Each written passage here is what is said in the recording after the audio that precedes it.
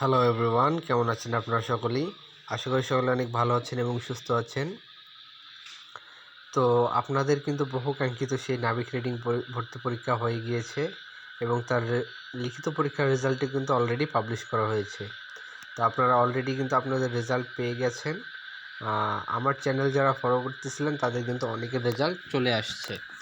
আপনারা আমাকে কমেন্টে জানাইছেন এবং অনেকের রেজাল্ট আসে নাই, তাদের মনটা একটু খারাপ। কিন্তু ভাইয়া এটা হওয়া হচ্ছে স্বাভাবিক, কারণ আপনি হচ্ছে অনেক কষ্ট করেছিলেন, তার ফল হয়তো বা সেভাবে পান নাই। কিন্তু আমি বলবো আপনি হাল ছাড়বেন না। এর পরের বার আপনি হচ্ছে একটা কঠিন প্রিপারেশন নিয়ে পরীক্ষা দেন, আপনি ইনশাল্লাহ এর পরের বার টিকবেন। কারণ আপনার কিন্তু এবার একটা সুন্দর এক্সপিরিয়েন্স হয়েছে যে আপনার কোশ্চেনগুলো কোথা থেকে এসেছে এবং কীভাবে কী সিস্টেমে এক্সাম হয়েছে, আপনি কিন্তু এটা কিন্তু সুন্দরভাবে দেখতে পেরেছেন। তো আপনি হচ্ছে একটা ভালো প্রিপারেশন নিয়ে পরের বার পরীক্ষা দেন, আশা করি আপনার পরের বার ইনশাল্লাহ হয়ে যাবে। এবং ভাইয়া তোমরা যারা হচ্ছে যাদের রেজাল্ট আসছে তাদেরকে কিন্তু আমার পক্ষ থেকে অনেক অনেক শুভেচ্ছা এবং অভিনন্দন। এর পরবর্তী ধাপ যেটা তোমাদের আছে সেটা হচ্ছে ভাইবা এক্সাম। তোমরা কিন্তু আমার কাছে সাজেশন চেয়েছো যে ভাইয়া আমরা ভাইবা ফার্স্ট টাইম দিচ্ছি, কীভাবে কি একটু সাজেশন দেন, একটু ধারণা দেন আমাকে কোন টাইপের কোশ্চেনগুলো করা হতে পারে। তো 2025 সালের নাবিক রিডিং ভর্তি পরীক্ষা আমি যেটা দিয়েছিলাম সেখানে আমাকে যে কোশ্চেনগুলো করা হয়েছে সেই কোশ্চেনগুলো এখন আমি আপনাদের সাথে শেয়ার করছি। তো আপনি দেখতে পাচ্ছেন এখানে হচ্ছে টোটাল 21টা কোশ্চেন রয়েছে। তবে এই কোশ্চেনগুলো আলোচনা করার আগে আপনাদের কিছু কথা আমি বলবো এবং এগুলো হচ্ছে অবশ্যই আপনারা একটু এই বিষয়গুলো খেয়াল রাখবেন। প্রথমে হচ্ছে আপনার পোশাক, আপনাকে অবশ্যই ফর্মাল পোশাক পরে যাইতে হবে, যেহেতু বিষয়টা ভাইবার। ফর্মাল পোশাক পরে গেলে আপনি হচ্ছে বিচারকদের একটা গুড সাইডে বা গুড আই কন্ট্যাক্টে থাকতে পারবেন। প্লাস হচ্ছে আপনার কিন্তু এখানে তারা আচরণও দেখে, তো আপনার হচ্ছে বিহেভিয়ার বা আচরণটা কিন্তু মার্জিত রাখতে হবে এবং সেই সাথে তাদের ইনস্ট্রাকশন ব্যতি রেখে আপনি কোনো কাজ করতে যাবেন না, তারা যা করতে বলবে আপনাকে তাই করতে হবে। এবং আরেকটা বিষয়, এটা হচ্ছে সবচেয়ে গুরুত্বপূর্ণ, সেটা হচ্ছে ভাইবার হলে গিয়ে আপনি কোনো অবস্থাতেই নার্ভাস হবেন না। অনেকেই হচ্ছে ভাইবার হলে গিয়ে নার্ভাস হয়ে যায় যে আল্লাহ আমাকে না জানি কী কী কোশ্চেন করবে, আমি হয়তো বা কোশ্চেনগুলোর অ্যান্সার দিতে পারবো কি না। তো আমি আপনাকে বলি ভাইয়া, আপনি হচ্ছে এখানে 100% কোশ্চেনের অ্যান্সার কখনোই পাবেন না। ইভেন তারাও জানে, যারা আপনার পরীক্ষা নেবে ভাইবা পরীক্ষাটা, তারাও জানে যে আপনি 100% অ্যান্সার দিতে পারবেন না। কিন্তু তারা এখানে আপনার একটা জিনিস দেখবে, সেটা হচ্ছে আপনার কনফিডেন্ট লেভেল। আপনার কনফিডেন্ট লেভেল কোনো অবস্থাতেই লো হওয়া যাবে না, হাই কনফিডেন্ট থাকতে হবে। এবং আপনি যা জানেন, যা 100% শিওর, তারা যে কোশ্চেনগুলো করতেছে এগুলো থেকে আপনি যেটা 100% শিওর সেই কোশ্চেনটার অ্যান্সার দিবেন। ইভেন আপনি যদি কোনো কোশ্চেনের অ্যান্সার না জানেন, ভুলভাল বলতে যাবেন না এবং তাও সেটা কনফিডেন্টের সাথে কখনোই ভুল বলবেন না, তাহলে কিন্তু তারা হচ্ছে বিষয়টা সেভাবে দেখবে। আপনার যদি কোনো কোশ্চেনের অ্যান্সার না জানা থাকে বা আপনি না জানেন, সেই মুহূর্তে স্যারকে সুন্দরভাবে বুঝিয়ে বলবেন যে স্যার, এই মুহূর্তে আমার এই কোশ্চেনটা মনে পড়ছে না, বা আমি এটা পড়েছি আমার এই মুহূর্তে ঠিক মনে নাই। এভাবে সুন্দর করে কাটিয়ে দিবেন, কিন্তু কখনোই বোঝাতে দিবেন না যে আপনি এই বিষয়ে কিছুই জানেন না বা আপনার কনফিডেন্ট লেভেল জিরো। এই বিষয়টা আপনার হচ্ছে মাস্ট বি খেয়াল রাখতে হবে। তো চলুন আমাকে যে কোশ্চেনগুলো করেছিল সেগুলো নিয়ে আলোচনা করি। আমি কিন্তু এখানে জাস্ট কোশ্চেনগুলো দিয়েছি, অ্যান্সার কিন্তু দেইনি। তো আপনারা হচ্ছে এই কোশ্চেনগুলোর অ্যান্সার কিন্তু হচ্ছে চ্যাটজিপিটি থেকে খুব সুন্দর করে নিতে পারেন এবং আমি হচ্ছে আলোচনা করে দিয়ে আমার আলোচনা যদি ভালো লাগে সেইভাবে আপনি হচ্ছে কোশ্চেনগুলোর অ্যান্সার করবেন। তো আমি যখন ভাইবা দিতে গেলাম তখন কিন্তু হচ্ছে আমাকে একটা সিরিয়ালে দাঁড় করানো হয়, দাঁড় করিয়ে হচ্ছে আমার বিএমএ মাপা হয় এবং আমার হাইট ওয়েট মেপে আমাকে একটা টোকেন ধরিয়ে দেওয়া হয় এবং সেই টোকেন অনুযায়ী আমার হচ্ছে যে সিরিয়াল ছিল সেই সিরিয়ালে কিন্তু আমাকে ডাকা হয়েছিল। তো আমি যখন রুমে যাই অবশ্যই অনুমতি নিয়ে যাই এবং তারা আমাকে যতক্ষণ পর্যন্ত বসতে না বলে আমি কিন্তু বসিনি, দাঁড়িয়েছিলাম। তো তারা যখন আমাকে বসতে বললো আমি বসেছি, বসার পরপরই তারা আমাকে জিজ্ঞেস করলো যে তোমার নাম কি। তখন আমি সুন্দরভাবে আমার নামটা বলে দিলাম।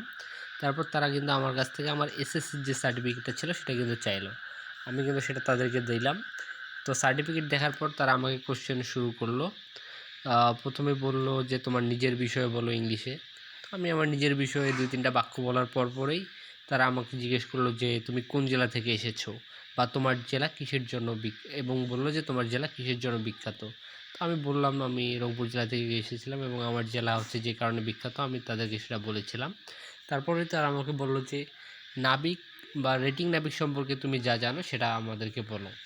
তো আমি রেটিং নাবিক সম্পর্কে যা জানতাম সেটা কিন্তু তাদেরকে বলেছিলাম। তো আপনারা হচ্ছে আপনাদের মতো এক্সপ্লেন করবেন, বিশেষ করে এটা ChatGPT থেকে জেনে গেলে সবচেয়ে ভালো হয়। তারপর আমাকে বলেছিল যে জাহাজ বা শিপ কী। তো আমি যতটুকু জানতাম যে জাহাজ এক ধরনের হচ্ছে জলযান, যা হচ্ছে যাত্রী এবং মালামাল পরিবহনে ব্যবহৃত হয়। এটা এক বা একাধিক ইঞ্জিনের সমন্বয়ে পরিচালিত, এগুলোই বলেছিলাম আমি। তারপর আমাকে তারা জিজ্ঞেস করেছিল যে এনএমআইয়ের পূর্ণরূপ কী। যেহেতু আপনারা হচ্ছে এনএমআইতে ভর্তি হতে যাচ্ছেন, সেহেতু কিন্তু আপনাদের হচ্ছে এনএমআইয়ের পূর্ণরূপ জানা অবশ্যই জরুরি। এনএমআইয়ের পূর্ণরূপ হচ্ছে ন্যাশনাল মেরিটাইম ইনস্টিটিউট। তারপর তারা পাশে যে স্যার ছিল, ওখানে কিন্তু 2-3 জন স্যার থাকে। তো পাশে যে স্যার ছিল ওই স্যার আবার ওকে আস্ক করলো যে তাহলে ডিজি শিপিংয়ের পূর্ণরূপ কী। তখন আমি বললাম যে ডিরেক্টর জেনারেল অফ শিপিং। তারপর তারা আমাকে আস্ক করেছিল যে মেরিন আপনার কেন ভালো লাগে। তো আমার যে কারণে মেরিন ভালো লাগে আমি কিন্তু তাদেরকে সেটা বলেছিলাম। তারপর তারা আমাকে বলল যে আপনি কেন এই পেশায় আসতে চাচ্ছেন। তো যেহেতু হচ্ছে আমার বিভিন্ন দেশে দেশে ঘোরার স্বপ্ন, প্লাস বৈদেশিক বাণিজ্যে হচ্ছে মেরিন সেক্টর অনেক ভূমিকা রাখে এবং দেশের অর্থনীতিতে অনেক অবদান রাখে। তাছাড়া হচ্ছে এটা একটা চ্যালেঞ্জ ফেস করতে শেখায়। তো এই জিনিসগুলো আমি তাদেরকে বলেছিলাম। এই কারণে হচ্ছে আমি মেরিন পেশায় আসতে চাই। বাংলাদেশে কয়টি সরকারি মেরিন একাডেমি আছে, তারপরে স্যার আমাকে আস্ক করেছিল। তো ওই মুহূর্তে আমার এটা ঠিক মনে ছিল না। আপনারা হচ্ছে এই বিষয়গুলো ভালো করে জেনে যাবেন। তারপরে তারা আমাকে পিথাগোরাসের সূত্রটা আস্ক করেছিল গণিত থেকে। তো আমি পিথাগোরাসের সূত্রটা বলেছিলাম। তারপর আস্ক করা হয়েছিল যে সাইন থিটা সম্পর্কে তুমি কী জানো। ওই মুহূর্তে আমার এটা ঠিক মনে ছিল না। তখন আমি স্যারকে এভাবে বলেছিলাম যে স্যার আমার তো এটা এই মুহূর্তে মনে নাই, মনে পড়ছে না। তখন স্যার বললো যে ঠিক আছে, আপনার যেহেতু মনে নেই তাহলে আমরা একটু আপনাকে সাহায্য করি। তো সাইন থিটা হচ্ছে কার কার অনুপাত বোঝে এটা বলেন। তো তখন আমার মনে পড়লো যে সাগরে লবণ আছে সাইন সমান, তাহলে লম্ব বাই অতিভুজ। তখন আমি বললাম যে স্যার এটা লম্ব আর অতিভুজের অনুপাতকে বোঝায়। তারপর হচ্ছে তোমার পরিবারের বিষয়ে বলো। তারপর আমার পরিবার বিষয়ে আস্ক করেছিল তারা, আমার বাবা কী করে, ফ্যামিলিতে কে কে আছে না আছে, এই বিষয়গুলা। তারপর তাদের সামনে যে নিউজ পেপারটা ছিল, তখন স্যার বললো যে তুমি আমাদেরকে এই নিউজ পেপারটা একটু রিডিং পড়ে শোনাও।